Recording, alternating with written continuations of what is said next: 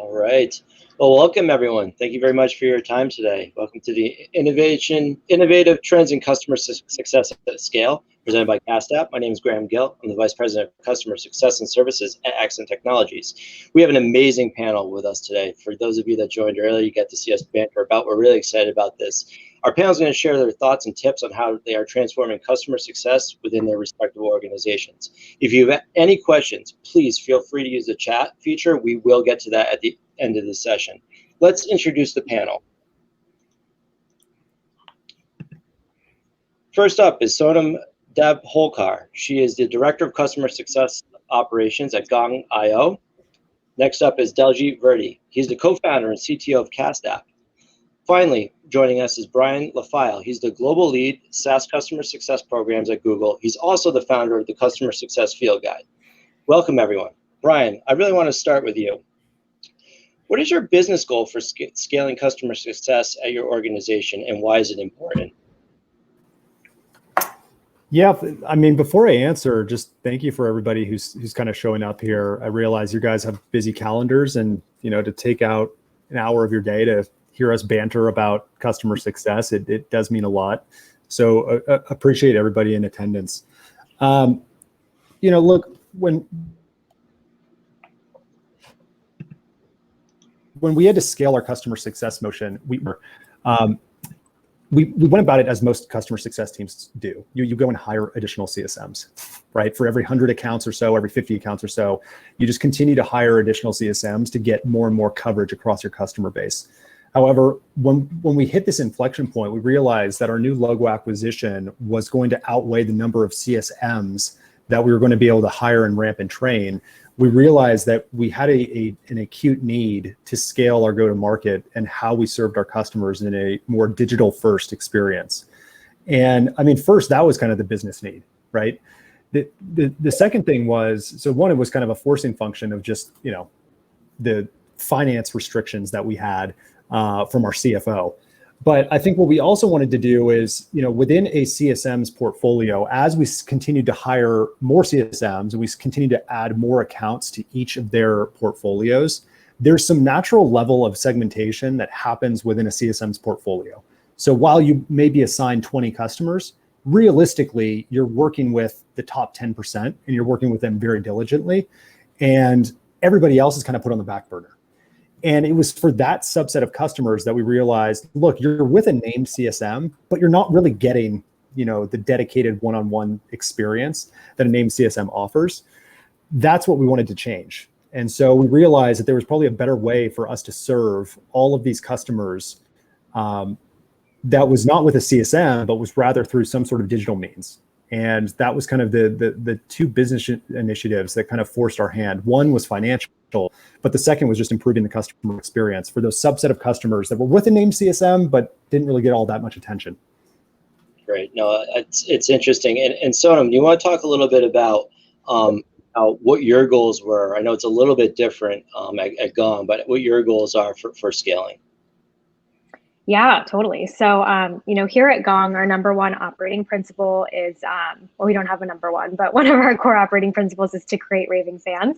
And so the way that we have been doing that has evolved over the last couple of years as our business has changed, our product has changed, our customer base has grown and evolved, and also our customer journey has changed because we're continuing to iterate on how we actually, deliver value and support our customers. And so starting to think about a scale motion felt like we almost hit this natural inflection point where, we started to think, okay, how can we continue to optimize how we really serve our, longer tail of customers? And we have a very high volume of those customers that are on like the lower end of the spend spectrum. And so it almost just felt like a very natural evolution for us to start thinking about using more of like a tech-enabled approach to start kind of servicing those customers.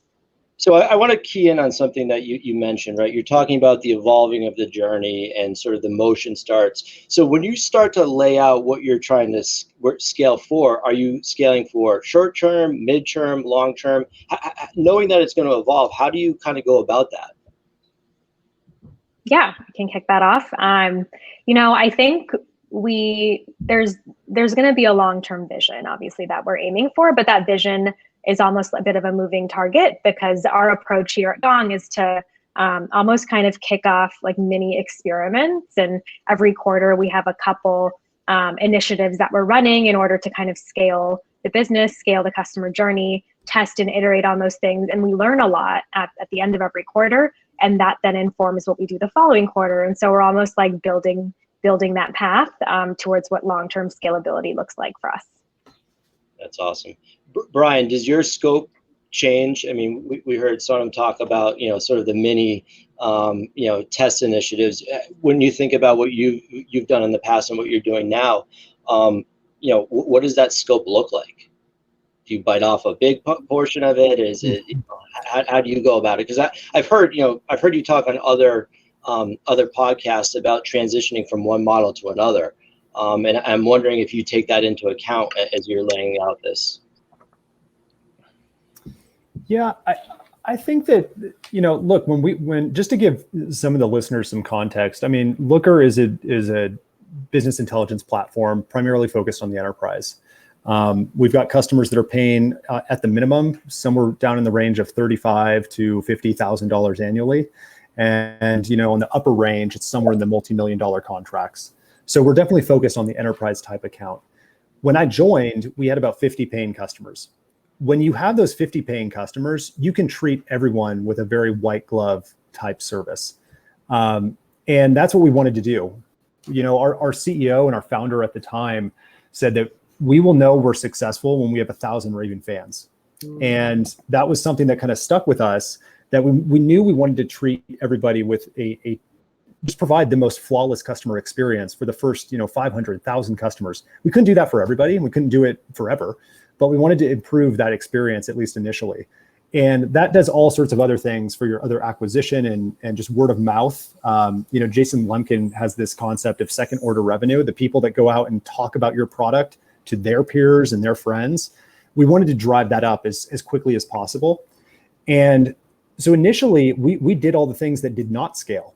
We wanted to make sure that we were honing in on the right things to scale for the long term, but we wanted to make sure that we were actually sorting through, what does the success plan look like? What does the onboarding look like? What does a good customer success plan look like? And what does the journey and the flow look like from one team to another? And, we didn't want to scale too quickly because we wanted to make sure that we were really honing in on what works best for our customers.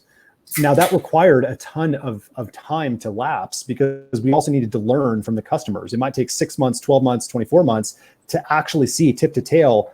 We tried this new thing and they finally got through their renewal event and they ended up renewing and expanding. That's a positive indicator. Amazing. We tried this other thing and they ended up churning. All right, let's learn from that. So, when you're starting off, we did things kind of backwards almost. We did things where we did not scale initially, and we wanted to focus on the things that we did everything manually, and we wanted to have a very one-to-one type relationship with account.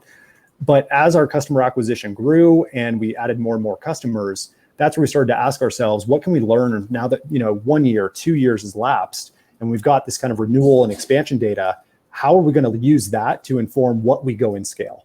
And so it's definitely a kind of longer term view that we took. Great. No, I appreciate that. Daljeet, I'd love to bring you into the conversation. I know you're speaking with a lot of different folks that are looking to scale customer success. I'm curious if you're hearing anything different from Sonam and Brian, just in terms of, what the goals are for scaling. Are people just coming to you and saying, hey, look, we know we have to scale. We know we can't do it with more people. Help us. Yeah. So I think I want to answer that by zooming out a little bit. Why are we all in this room? Why are we having these conversations? And I think a lot of that comes down to, we've been able to service more customers than ever before, using SaaS, using product-led growth, using self-service like motions. And also, initially, the target buyers for B2B software was, originally was the enterprise, right? Cisco's of the world, Oracle's of the world selling to the enterprise. And that's moving downstream, right? From the enterprise to mid-market to SMB to now you see this huge trend of prosumer and selling to the user. And so when you have these macro trends going on in B2B software, you start having to seriously rethink customer success. seriously rethink, like, when I used to have only 100 or 50 logo enterprise customers to now I have thousands, tens of thousands, millions of prosumer customers. How do I scale, right? And that's kind of why we are looking into like ways to scale customer success. And I think if I was to share like one North Star for like how we can, I think what we would do is look at our peers in consumer software. Like, consumer software have been solving these problems for millions of customers and taking them through digital journeys in effective ways, right? So I think if there are trends today and there are trends tomorrow for scaling customer success, I think a lot of those will come from consumer software. So when I think about like how we can scale CS today, I think of like, what is consumer software doing? Well, like audio and video first experiences, communities and social, game design. I think those are the kind of the things that I start thinking about when I think, oh, how can we start scaling CS? And then I think we can see the future of scaling CS also coming from new trends in consumer software. It's interesting you make that contrast. You know, I wanted to kind of hit on like, how are you defining within your respective organizations the initial scale segments? And I think it's interesting that you're contrasting it to consumer sales. Brian or Sonam, do you have a different opinion on or a different view on where you start with that initial segment? Yeah, I can jump in. Yeah, so for us, you know, we carved out in our SMB customer base a certain subset of spend and said, okay, these are going to be the customers that kind of go into our scale program and where we would start to apply some of these scale methodologies. I think naturally those translate to a smaller user base, you know, high potential for growth, but definitely maybe behave more like B2C than B2B. If you're thinking about just like sheer user count, we're not dealing with, you know, hundreds of users that would be using Gong within those accounts. It would be, you know, a handful. And so, you know, definitely I can see those parallels, but for us, you know, the journey isn't super different at this point. For those customers, we're still kind of iterating and experimenting on what we can kind of drive towards more of like a tech-enabled motion. But that's how we segment that now, is really just looking at the spend and also, you know, the size of those companies. Does it make sense to put them in the scale program based on like how they would behave and how we would expect them to interact with their CSM? Brian, do you have any additional commentary on that? Yeah, I do, but I want to just kind of go back just really quickly over to, you know, Daljeet, what you mentioned about just, you know, how B2B and B2C kind of are going to look more similar, right? I mean, look, I'm wearing a Fitbit right now. I get an email every Sunday that says, you know, all of my stats and how I compare against my friends and all this stuff. This is something that B2C has figured out for a long time. You think about Spotify and their year in review type recommendations that they give at the end of the year. They don't have the luxury of having a single point of contact and working through a procurement department. They have to go directly to the user that has a credit card and win over their hearts and minds. And I think that B2B is going to be more B2B to C in the sense of, yes, we're selling to a business, but at the end of the day, that business has employees or users that are going to be accessing the software. And it's something that it's a trend that will continue. And there's things that Daljeet, you mentioned, product-led growth and the whole consumption-oriented model that will fundamentally upend how software is sold in the future. I do not feel like it's going to be on 12-month contracts with a set number of users. It will be a, you know, use and consume, but that puts even more stress and burden on the customer success departments to ensure that those customers are getting value and realizing the commit that they've, you know, committed against you as a vendor. You know, so just want to make sure I got rid of that thought before it left me. But going back to kind of segmentation, look, we did something that was a little bit different. Like I said, we did everything that did not scale initially. So we did probably everything wrong that you could as we grew and scaled our customer success organization. As we scaled, our first line of defense was just add more CSMs. When we couldn't do that, our second line of defense was just add more accounts to each of the CSMs. And then we realized this is totally breaking. Like bottoms up, the feedback from our CSMs, they were totally overwhelmed. They had too many priorities. They didn't know what to focus on. You know, top down from our CFO, they were like, you know, you need to figure out a better way to scale. So what we ended up doing is evaluating the portfolios and saying, look, what are the customers that have just confirmed value with us, i.e. they've just renewed, And what are the customers, Sonam, to your point, that have a like lower in license scope, i.e. less downside risk if they churn? Like, let's start to move those customers in batches over into our scaled program. And it was more of kind of an iterative approach that we took, where in the very first month, our scaled program had 15 customers in it. That was it. But then the next month, as another batch of customers renewed, we moved another 20 and then another 30. And over time, we started to fill up that portfolio of customers in our scaled segment. Now, I do want to kind of caveat that by saying, yes, we have a scaled segment that is managed by a pool of CSMs. But when we talk about the digital experience and scaled and what we're doing that can reach every user and every customer, it's doing exactly that. It's going to every customer. It's not just customers in that pool. Yes, they're the primary audience, but it's also going to the audience of enterprise accounts where we have, thousands and thousands of employees. They would access, or they would get benefit from accessing the webinars and the emails and the drip sequences and the Pendo in-app guides and the casts and things like that. They all benefit. And so that's kind of how we approached it. That's great. Daljeet, I'd be curious on your thoughts of how, from a segmentation perspective, when folks are coming to you, do they have it defined, or when they're interacting with your team, have they figured it out, or is there guidance that is needed there? Because I think one of the things, everyone knows that they need to scale, right? And everyone knows that there's tool solutions and that there's some sort of process that they need to adopt. But quite frankly, I think we're such in the infancy of being able to scale at Motion. I'm curious if folks are almost looking for some sort of out-of-the-box solution that just does it for them. Yeah, totally.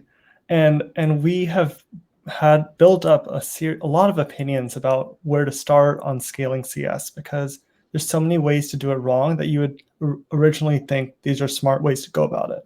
For example, some often fail point we see is when you build a generic tech touch for all of your customers.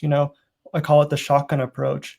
You have the enterprise and you have the mid-market and you have every segmentation kind of pooled in, and then you get a generic tech touch, but it's kind of mediocre across the board, right? So one thing that I've seen work really well is to really zero in on a segment that you want to drive a key customer outcome for, whether that be a key customer outcome like download a mobile app or join a webinar, and this key customer outcome, you have to be really careful about what you choose here. It needs to be have a high correlation with net dollar retention or with retention in general. And so when you find a key customer outcome and you find a segment that you want to drive that key customer outcome for, I think that's where you should start in terms of finding your first like scale CS footholds. And the failure cases, as I said, are like the shotgun approach, or where you start with an unengaged segment. Like, this is a segment of users that are gonna churn. They have a high propensity to churn, and I'm gonna try to solve them. Whereas it's a really hard thing to do, and then you don't really get much feedback from those people. So you often aren't learning very much, and you're not really getting the quick win that you want to go scale CS across the board. And so I would recommend starting in more favorable segmentations, and then in segments where you want to drive certain key outcomes, basically. Yeah, I would definitely echo that. And if you've ever heard me talk before, I like to talk about my failures and where I've made mistakes. And I actually did pick that long tail originally because I thought, well, look, it doesn't matter if they go, they go. If we move them, 10, 12%, if we look like superstars.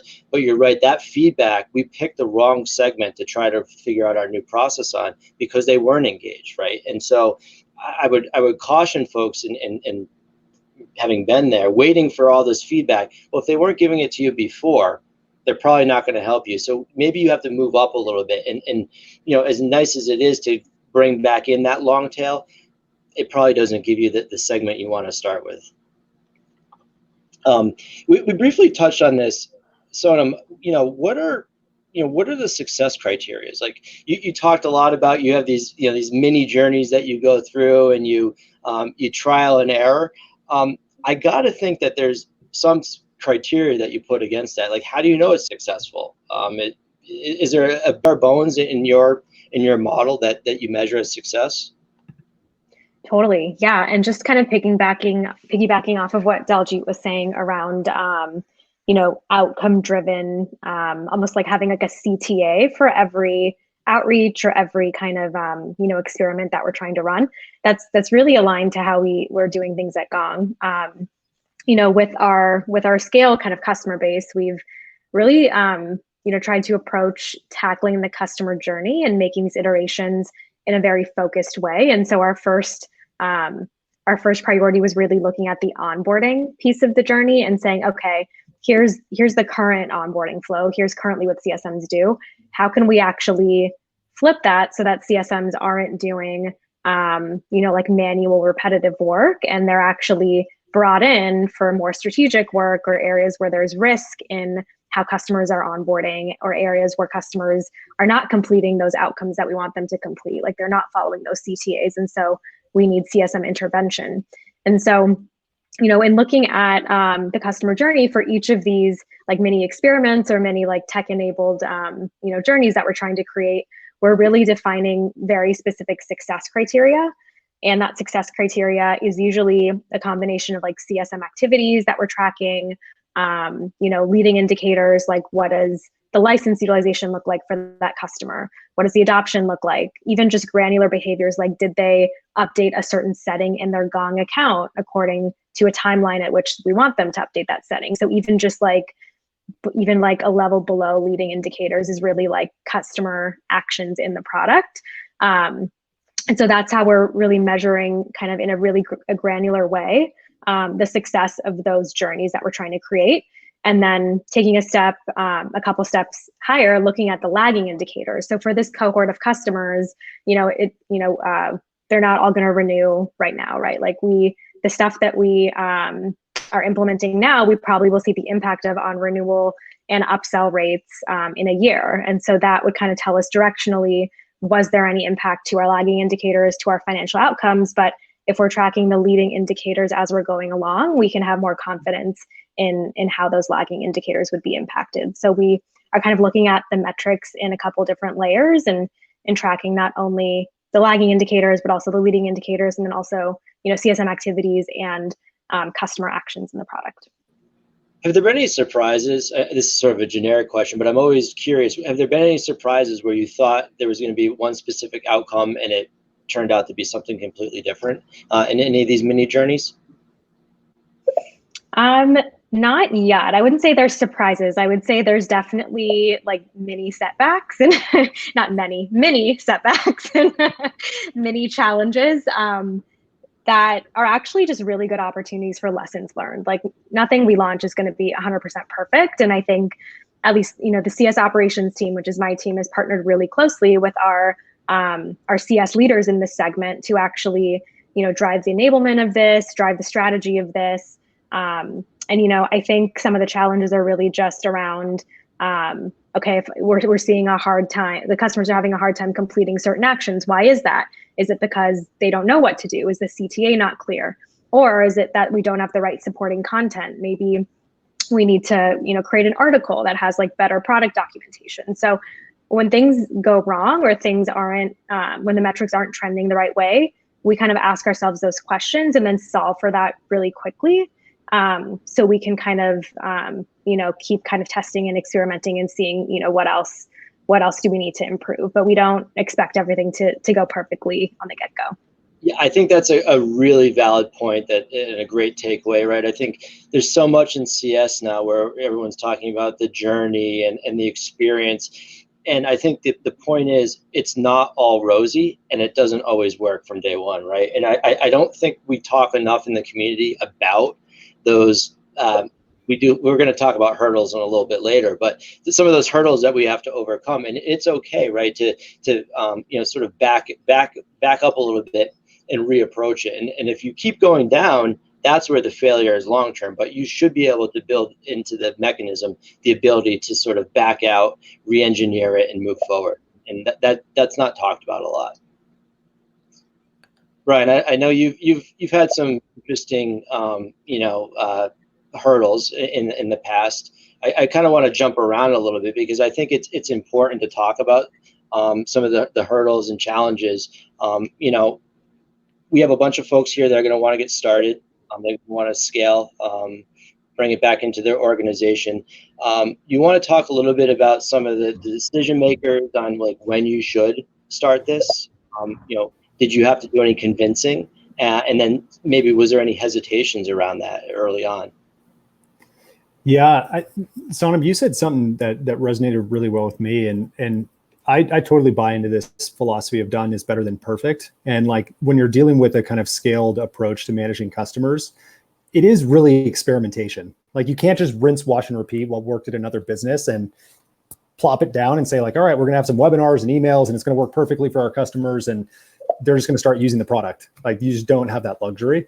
So you really do need to just kind of try a bunch of things out and see what works for your customers. And Graham, getting back to your original question, get started today. I mean, if you haven't started thinking about scaling or any of the digital channels to support your customers, you can get started. You don't need to boil the ocean. You can start with one digital channel that you want to focus on. And maybe that's an online learning experience. Perhaps it's a set of email drip sequences. Perhaps it's a YouTube channel, whatever it is. But you know, you can start to hypothesize what might resonate with your users and develop just a single digital channel and see how it performs.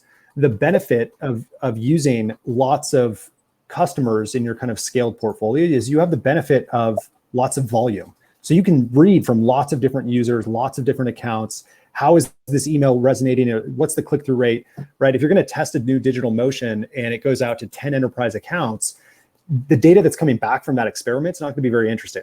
But if you're sending it out to 1,000 digital scale customers, that data is going to be really interesting. And so, you know, that would be my word of advice to anybody on the call is just start somewhere and just pick one digital channel.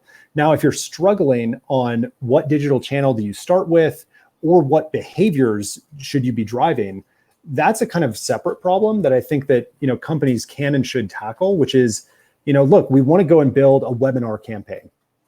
Okay, well, what are we going to say in that webinar campaign? Like, what do we want to drive that customer or that user towards? That's where you really need to start thinking about cross-functional collaboration and brainstorming around what are the characteristics and product behaviors of our very best customers and start to map those out. Because then when you start to build this profile of, okay, look, when our best customers go on to renew and expand, they are ones that have logged into the product in the first 30 days. They've taken some action in the first 60 days. They've had a QBR in the first 90 days, whatever those actions are. But, you know, it'll be different for every company. But then you can say, oh, interesting. We know that like customers that go on to renew and expand are ones that log in the first 30 days. All right, cool. Let's go build campaigns to drive that behavior. And it becomes much more of a product type motion where you are trying to understand what are the current, you know, product journeys that users are on that lend itself to, you know, Sonam, as you were saying, those longer term lagging indicators of success, retention and expansion. Well, that's the goal, but that's 12 months away. We're not going to know that. So instead, let's try to map it out to what are the current product behaviors that we can start to drive customers towards. I think that's really important. Where do you, and I'll open this up to the panel, where are we seeing the champion for this drive to scale? At what level of the organization? Does it vary? Does anyone, Sonam, maybe, I know you've obviously talked about how your approach is a little bit different at Gong. You want to talk about where that's being driven from? Yeah, for sure. So I think, you know, Gong is just a very customer-centric company. And it was interesting that I didn't have to get any leadership buy-in to start kind of kicking off a scale program or start thinking about scale motions. It was actually already, you know, a top-down priority, identified as a really important company-level initiative. And so it was great that, you know, I already had that support and everyone was bought in at the leadership level about doing this. And really then it became a priority for CS Ops to partner with our CS leaders to then figure out the what. Like, okay, we understand the why, we're all bought in. Now, what are we going to do? Like, what is this actually going to look like for this year and the coming years? So that was really great because we, you know, didn't have to spend a lot of time convincing. We could actually spend time building this motion and doing the fun stuff. Yeah, Right. that's really aligned with what we've seen as well. Like a lot of it is actually a bottom up pain point, right? Like the CSM has 50, 100 accounts now. And I'm like, and there's so much to do and just can't service everyone. So they're looking and grabbing tools that could potentially help them scale. They're adding processes. And it's really coming from a bottom up push. And then of course the leaders are seeing this as well and being supportive about it. But yeah, what we've noticed is like the CSM is actually really driving a lot of these initiatives. It's interesting. I agree with you, Daljeet, but I've also seen, and I think we talked about this in some of our pre-discussions. Does the CSM look at this as a job security issue, right? And I think what I always like to make very clear is that you are actually going to be able to do more of your job to be more successful if you are able to scale digitally and you're able to bring in tools and streamline processes. And I think it's a very fine line. I've sat as a leader of a team before where the question was directly to me, is this to replace us? And the answer is like, absolutely not. This is to make, all those frustrations that we have during one-on-ones or, why can't we get to X, Y, and Z initiatives? It's to alleviate that and to really make this something to really be the foundation for growth. And I think that's a key takeaway that folks need to really understand about that. Brian, when we talk about hurdles and challenges, curious if there's anything else from your perspective that you've seen along the way. Yeah, I think that, Sonam, I almost am envious of the type of support you got in building out the digital scale segment. When you make a change like this and you're in effect taking CSMs off of accounts to redeploy them on other strategic accounts, it's a big change for the business. There's a lot of hesitation from senior leadership. I think when we first pitched this idea, the response from the CEO and CFO down was, oh, well, all these customers are going into the pool and they're going to churn immediately. That was their biggest fear. Oh, we don't have a CSM on them. They don't have, one throat to choke kind of thing. Oh, they're gonna leave. And so, for us, we had to do an internal campaign that basically got all of these senior leaders to buy in and help participate as part of the longer term customer journey. You can't just sell the deal, PS implements it, support answers questions, and then CS does everything else. We needed to get buy-in from the other departments to say, look, we're not going to have a CSM on this, a dedicated CSM on this particular customer. Everybody needs to play their part. So if we're going to get a commercial question in from the customer about their renewal or their contract or wanting to buy more users or something, it's not going to be the CSM anymore. We're going to have to pitch that over to sales. So we had to go have these conversations with every department. Hey, sales, when we get these types of questions, it's now your responsibility to answer those types of questions that come in. So I think that is something that we had to tackle internally, was how do we get buy-in from all the other leaders, where we've had this model, we've just kept on dumping more accounts on CSMs. We've always had a CSM on any individual account. You have to kind of break that model and realize that, that's not going to be the case going forward. And there's hesitations from a lot of people on the team. There was pushback from account executives that were like, I wanted to have a CSM on this customer. So we did make that process fairly flexible. So if there were exceptions that needed to be had and we had to keep a CSM on an account, we certainly accommodated. But that was one of the challenges that we ran into. And further, we were pushing into the unknown. So it wasn't a challenge so much as we didn't know how this was going to work out. And we needed to kind of take a leap of faith. And that's why we started small. As I mentioned, we started with like 15 customers at first, and we had a couple light touch CSMs managing them. So we felt that it was a very kind of iterative approach to mitigate risk in the long run. But those are some of the things that came for us when we were kind of moving to this scaled motion. I think it's also using the data to understand where touch points to the CSM is from the product perspective, right? I think, there's certainly a lot of data that's often overlooked around, what are customers reaching out to the CSM for, right? So is it really support centric, right? Is it very that reactive state? And I think you can look at how your onboarding process, right? Whether it's using digital onboarding process, it's the overall experience that starts from when a BDR reaches out, or if it's a conversion funnel from a marketing lead, how you start that experience, I think, will dictate. I think it's harder to retrofit some of those legacy customers, right? I mean, you're always going to have that pushback that I need to go to Brian and I need to understand what's going on. But I think for some of the newer customers who are used to this model being played out there, it becomes easier and easier. I'm curious about how do you know if it's working? Like what is like time, right?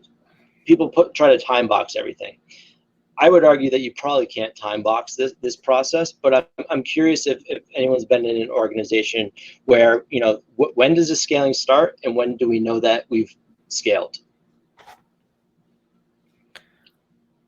Anyone want to take that one? I can take a stab. I think at the end of the day, I was going to make a joke. You know it when net dollar retention is improved, but of course that's going to take 2 years or 1 year. So it's never like that. It's always, and there's a little middle ground you have to play. It's you want to drive key outcomes, a high value key outcome. So it's when you start seeing some lift there, and you can find more and more leading indicators for those key outcomes, and you have to kind of find those leading indicators that work in your time scale. So if you have a 3-month, 6-month kind of pilot to try this new initiative out, you might not be able to get that key outcome, but you might be able to get a leading indicator for that key outcome.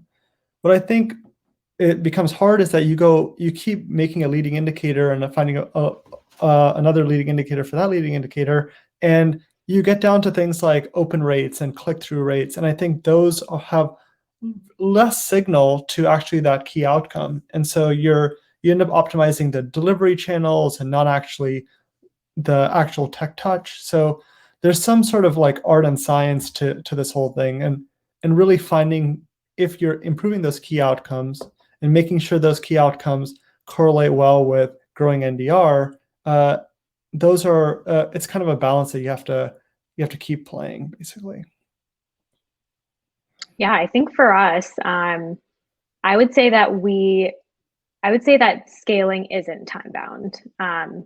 And I think my reasoning is that, there was an official point where we said, okay, we're going to have an increased focus as a company and as a CS operations team and as a CSM team on scale. And we're going to define that in these ways, and we're going to kick off certain work streams. And so in a way, there is like maybe a start date to the scale initiative.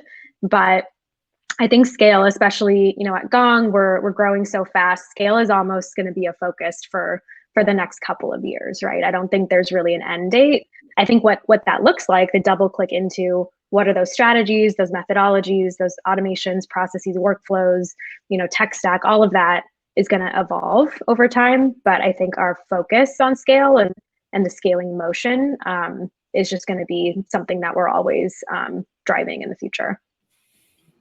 From Gong's interesting, right? Because you're in CS ops, right? So you have multiple layers of CS, right, within the organization that are going through this scaling initiative. Is there any organizational, and I don't want to put you in a tough spot, but are there any organizational behaviors that need to change for scaling, or is it because you're going so hard, everyone's all on board for the scale? I'm genuinely curious about that. Totally. I think everyone understands the why, but I think the why and the buy-in has to continually be, we have to continually align with all those groups that are affected by the scale motions almost every quarter, and remind them of the why and remind them, okay, here's the change we're introducing, here's what it means to you and what you're working on, and actually here's why we're doing this. Here's how this is going to help customers. Here's how this is going to help you. We can't just kind of communicate that once and then like never do it again, because we are growing so fast. Our teams are growing rapidly every quarter, and so I think over communication and overemphasis on change management and internal enablement is crucial. And even just letting people ask those hard questions, like you mentioned, one of your team members was like, "Are we trying to like automate CSMs out of a job?" Like, we don't want people to sit there and stew and worry and feel like they don't understand how this is going to affect them. And so we want to make it super clear, but also, give like full transparency and let them kind of ask those hard questions, because at the end of the day, we're not trying to like automate anyone out of a job. We're actually trying to help CSMs focus on more strategic things like they're excited to work on, really exciting company-wide initiatives and priorities, and then also create a better customer experience and a higher quality experience. And so we also try to have like that open door policy of like being very transparent about the things we're working on and why we're working on them. Yeah, it's right. I think if you think about the makeup, the DNA of a CSM, right, they want to take on as much as possible, right, in a helpful way. And it's when you take a step back and you realize all the things that are actually on their plate, that this is really an initiative to alleviate some of that and ultimately build a better customer experience, which I think everyone wants to strive for. Brian, in terms of organizational behaviors, you briefly touched on it, where folks were saying, "Hey, look, we need to have a CSM on every account or high value accounts." Has that subsided now that you've gone through a few motions and you've come up a few steps in your scaling? Yeah, absolutely. I mean, we had a lot of not a lot of pushback, but we did have. It took a long time for sales to get comfortable with the motion because we were asking them to do more.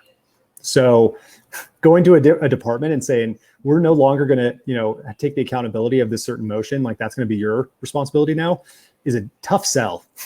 However, when we actually positioned the benefits to them and we said, but look, here are the customers in our scaled segment. Here are the expansion opportunities that we've passed to your team. Here's the retention rate of these customers, i.e. more customers for you to go and upsell. When we positioned it like that, then they were like, oh, sweet, you guys are crushing it. This is great. Like, I love having you guys on the team. So it took a couple, like you said, a couple iterations, a couple cycles, a couple renewal cycles. So I would say within 3 to 4 quarters or, within a span of a year, most of those questions had subsided. But that said, we always left the door open. If there's a particular count that is slated to go into digital scale from the get-go, and this AE thinks that this customer is going to have explosive growth, or they're only paying for a 12K pilot right now, but it's going to grow to 1.2 million in 6 months. Obviously we want to be thoughtful and invest there. And so we still open those channels, and it's a simple Google form. And so we're like, look, if you have an account, you want a CSM on it, fill this out, we'll assess, and we can make that determination then. So. Since you mentioned that form, are you seeing less of that now than you did early on? Are people buying into it? Which I think would be a positive, that, hey, the organization is, you've changed those organizational behaviors, there's adoption, everyone sees the benefit, and ultimately the customer wins in the end. So is that true that you have seen less of that? Absolutely. Yeah. Like I said, the first quarter, right after introducing this change and started to introduce the scaled segment, we had lots of requests, and then it kind of got down to a trickle. And now it's, we're seeing 1 or 2 exceptions a quarter. And I think that's a testament to the program itself really, really working, but that's also just change management. Over time, people get more used to the motion. They're more comfortable with, how the new teams are operating, what the new operating model looks like. And so there's just more, I think, comfort in the new model, which has led itself to fewer exceptions and more trust, I think, between the scaled team and sales. Great. I think, the trust is ultimately, Daljeet, do you have any thoughts on this you want to add in? Nothing particularly that Brian or Sonam didn't cover. Great. Well, before we get to questions, I want to kind of combine closing comments with, how do folks get started? Because I think we started to talk about a little bit, but if there were takeaways for folks on the call today, where would you recommend that they start? So I'll put that to you to kick us off here. I would say it's really important to kind of define your scope. And not try to boil the ocean, right? There's like 1,000 different strategies you could employ that fit within the scale umbrella. But I think our approach at Gong that's worked really well is to really just launch quick, iterative changes, things that we know aren't going to be perfect, that we know we can change quickly, not such a heavy, cumbersome operational infrastructure that will take a really long time to update, because I think, we know we're going to learn a lot, and we know that we need to be very agile. So I think in terms of getting started, just aligning on that approach of like, we're going to be agile, and then this is what that looks like, I think is important. I think also, just defining who your core team is. We actually, have hired a CSM manager for the scale team. We've put CSMs in that team. I have someone on my team who's a program manager who supports that segment and is really like their operational business partner. And so really just having a team focus on, running these experiments, measuring the data, iterating, kind of sharing the results with leadership is really important, because scaling, I think, does need that focus. And if there's not people that can devote that focus, then you're just going to get less, I think, learnings and less like, movement towards the ultimate vision is that you're trying to achieve. And then lastly, I would say, it's really important, I think, to look at the customer experience. And so wherever you can get customer feedback, whether that's through surveys or even just informational interviews, there's always going to be those channels for internal feedback, but the customers at the end of the day are, affected by these scale motions that we're delivering. And so figuring out what ways you're going to get feedback along the way would be really important. Great. Brian, how do we get started in your mind? Yeah, so I think that you hit the nail on the head on, one aspect, which is really defining scope. Scale is going to mean so many different things to so many different people, especially in as nebulous of a topic as customer success. So really defining and getting clear on, if you're starting to build this out, what are the responsibilities? What are the deliverables? What are the key impact you're going to drive? I think that's phenomenally important. Underpinning the whole scaling motion, I would say focusing on your data strategy is really, really important. You need to be able to understand everything about your customers, where they're struggling, retention rates, things from Salesforce, things from usage, things from NPS and feedback.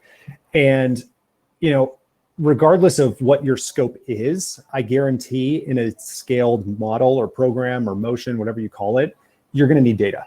And if you are, working on ad hoc spreadsheets and things like that, right alongside defining your why and setting your objectives and defining your mission as a kind of scaling CS organization, as Sonam mentioned, right next to that should be focusing on what your data strategy looks like.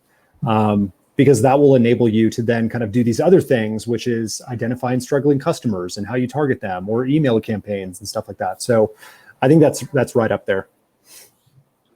Yeah, I would also add, I think you both talked about the resources that are necessary for this, right? And so if this is an unfamiliar concept within your organization, the natural reaction is going to be, oh my God, I need to spend dollars on this, right? But Brian, you really came around and said, like, look, you can start with some low-hanging fruit, looking at data, looking at usage, making the case internally, right? Finding some tools that, you don't necessarily need to go through a huge implementation for. There's some great tools out there that can help you gather this data, understand it, almost present it back in. We had talked about, where the champion is within your organization. Sometimes it really is a grassroots bottom-up effort. And I think, looking at that data and presenting that case is critical if you don't have a budget, right? Because some smaller CS teams probably don't have that to start right now, but yet they're here on this call because they know that they need to scale. They know that they can't keep bringing in more CSMs, and they know that they can't take on another 100 accounts in 6 months. So it's definitely really important. Great. Any other closing thoughts? There's some good questions that I think I'd love to get to from the audience around just customer success in general. And I think when we have this great panel, we might as well take advantage of that. Let's do it. So let's do it. All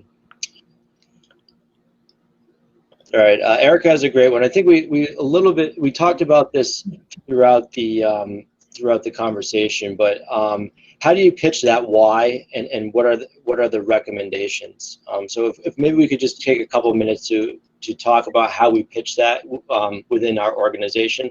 I'm assuming is where she's going with this. I think that would be something that we'd all be benefit from. Brian, you want to? I'd be happy to kind of kick us off there. I mean, the thing that worked best for us is as you can imagine, each department that you have to go and speak to internally has their own metrics, their own OKRs, their own things that they care about. And when we pitched it internally, it was all in the context of how it's going to make their lives easier. So in the context of sales, we were pitching, more expansion opportunities for more accounts, right? More retention rate, a stronger retention rate. This is what we're seeing in the pilot group. Customers that don't leave, you can go and upsell, right? And so that was kind of our pitch to sales. When it comes to things like professional services, we're thinking, hey, you guys are delivering a lot of things that are very one-on-one. What if we could do that, but do it in a webinar? So you guys are, we introduced them to all the educational resources, all these things, and they're like, oh yeah, that takes off this stuff off my plate. Great. So we went through in each team and we identified like what would that department care about, and really honed in on one element and said, hey, this is how it's going to benefit you. Now, the overarching kind of why that we pitched is, this will generally improve the overarching customer experience for Looker customers. And we fundamentally believe that, and we validated that through feedback that we got, from NPS surveys, like Sonam mentioned, after we launched Scaled. And, when we thought about the experience previously, it was, hey, you've got a customer that's spending, $25K, very low on the list of priorities for a CSM. That CSM is giving no attention at all to this customer. They're focused on other escalations that are $1 million plus. And, the experience was just poor. And when we said, instead, if we can offer things that are more self-service to these customers that are often digital native, and so they're used to our tools, they're used to cloud, and they're used to SaaS, if we can offer an improved experience through self-service means, we want to give them the resources that they need to be successful and then get out of their way. And that's the kind of like overarching vision that we pitched them. And it worked really, really well. Great. That's a great answer. So since I brought up the, not having a lot of spend, there's been a couple of folks both in chat and in question that talk about tools for low budget companies. And I think that's a great, Brian, you mentioned a couple. I'll open it back up to the panel. I have a couple of favorites, but I'll let the panel kind of talk about some of the tools that they started using early on or have recommended to folks. Yeah, I mean, I think it depends on the use cases you're trying to solve for. But, I think for us, there's like a couple just internal productivity tools that we use, like Airtable and Asana. We actually use Gainsight for a lot of the CSM workflows. And because we have a big enough CSM team, it made sense for us to use, Gainsight versus, one of the other kind of CS platforms out there. We use Gong because that's, our own product, so we have to, but we love using Gong, and that's kind of our single kind of source of truth for a lot of our customer interactions. Yeah, and we at Accent, we've been playing around with Cast a little bit to deliver, right, and do some of those low touch, for some of those clients that are set it and forget it, to try to draw them back as a way to kind of, without having to go through a large implementation of a Gainsight or all those other great tools. How can we supplement our CS activities and our daily motions, right? So we use the same thing. We use Airtable. We use, Google Docs and all sorts of stuff to collect data, but we also use our own tool in conjunction with some others, right, to get a visibility and understanding of what's going on there, so that we at least know where we should start when we go to scale. Yeah, the only other one, Graham, I want to call out is Google Sheets is your best friend. Yes. We scaled to 200 customers. We had our analytics and everything that we knew about our customers was in a Google Sheet. And you can do all of that for free, in effect, right? Like it is a totally free product. All it requires is, you get access to some level of source data, and you can shove it in there and do some really interesting things. Yeah, it's interesting, and I'll share again a mistake I made, and I won't name the vendor. This was many years ago when I first took on the responsibility of growing a CS team. I thought I needed a CS-centric tool, right? And so I went out and I evaluated all the vendors, and it was cool. We all these cool things, and I had to pause it because I'm jumping to the tool and this long implementation, but not really understanding my customer base. And I would caution folks from making that same mistake because it was a lot of time wasted on evaluation. We subsequently came back, and once we knew what we needed, we were able to go out and find those tools. But there are so many great low-cost alternatives to just wrap your head around what's going on. I would strongly recommend, if you get anything out of this segment of the Q&A, use the data that's available. Use the data that's sitting right in front of you, and have multiple people look at it. Right? Don't make decisions in a vacuum like I did early on. Right? I thought I knew exactly what I needed to do. I missed the point. Right? And I think that is something that I would hope others don't make that same mistake. We have a question for one. We have time for one more question, and this got 3 upvotes, and this was from Jan. She always has some good ones. Can you scale and use automation, but still have a named CSM? Just give them a larger group of customers, or does that type of scaling necessitate pooled CSMs? I think we briefly touched on it, but that is a great question. Yeah, that's actually what we're doing today. We've not created any kind of pooled model or any kind of fully tech touch segment. All of our accounts have a named CSM. We've just kind of experimented with increasing those account loads gradually as we're kind of rolling out these more efficient kind of workflows and automations and journeys. We're almost like moving the lever up of increasing the account load.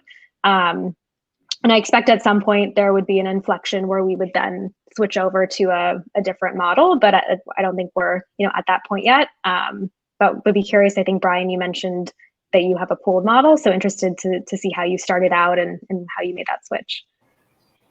Yeah, I mean, Jan, that is a really good question. I mean, I see them both digital scale and automation and a named CSM motion working side by side. It's not either or, and for us, we have a named CS motion where, you're a CSM, you've got a portfolio of, 3 to 5 to maybe 10 customer accounts if it's on the lower end. But then we also have kind of this light touch motion, which is our pooled model. And then we have the fully autonomous customers that are very small in license scope, they very little downside risk. And, we do have a light touch CSM assigned, but there's very little interaction that we do on a one-to-one basis, simply because, our digital channels are highly effective in driving the behaviors and mitigating risk. So there's no real need for us to get involved there. That's great. Yeah, thanks for the question, Jan. Well, as we come up in the last couple of minutes, I want to thank everyone very much for taking the time to join us today. I hope you got some useful tips. There's some great questions. I'll turn it over to the panelists for any closing comments. But please, if there are any questions that come up offline, feel free to reach out to any of us. I think we all participate quite a bit on LinkedIn and on other channels. So be more than happy if you take this back home and have some additional questions to reach back out. So, panelists, any closing comments? I just want to say thank you to Graham for being an amazing moderator, and Brian for being an amazing panelist, and Daljeet for organizing this whole event. I think this topic is really interesting, very trendy, but also very important. I think as so many companies are now looking to scale. So I feel like we scratched the surface. We talked about a lot of great things, but there's definitely more we could dig into, and happy to do that at any point in the future. And just, thanks again for everyone for attending, and just be on the lookout for more events like this, talking about scale. We'll be hosting a few others, and should be fun. Yeah, and I just have one final comment, and that is for the people in the audience, like all this stuff is not figured out. Like our company just happened to be at a place where we had to figure this out. But I very much envision that anybody listening right now will be on a panel like this in 3 to 5 years, and you will be doing a much, much better job than we are doing. So I think a lot of companies and CS departments are still trying to figure out this whole scaling motion. And so there's still a lot more that we can unpack and learn it from the community together. So good luck to everybody. Well, I don't think we can beat that. Thank you, everyone, for joining. I really appreciate your time today. And as Daljeet said, look out for future events. Have a great rest of the afternoon and evening. Cheers. Thank Bye, you. everybody. Bye. Bye.